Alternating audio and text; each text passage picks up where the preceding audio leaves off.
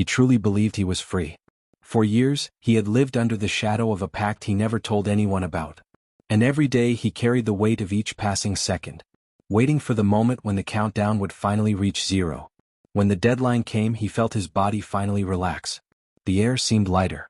The darkness that had followed him drifted away.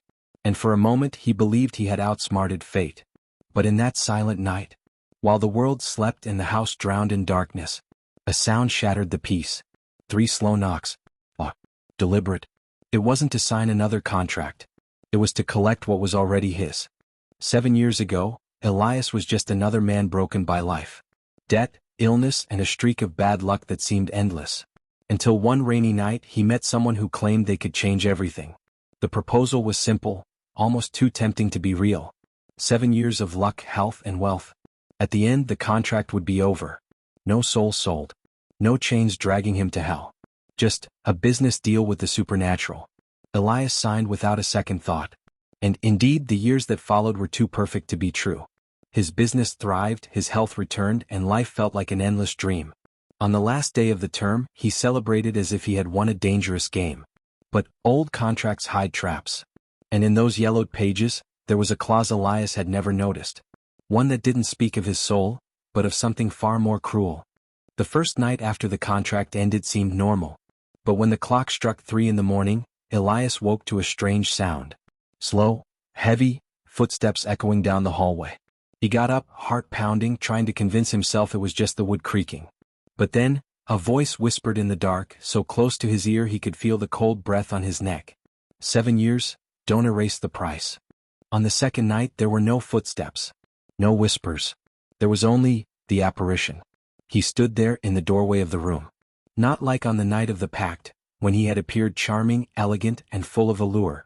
Now his skin looked like cracked charcoal, glowing fissures burning from within. His clothes were in tatters and rusty chains dragged across the floor, scratching the wood with sparks. Elias realized there was no more negotiating. The pact was over. But the debt was still unpaid. Desperation seized Elias's body. He tried to run.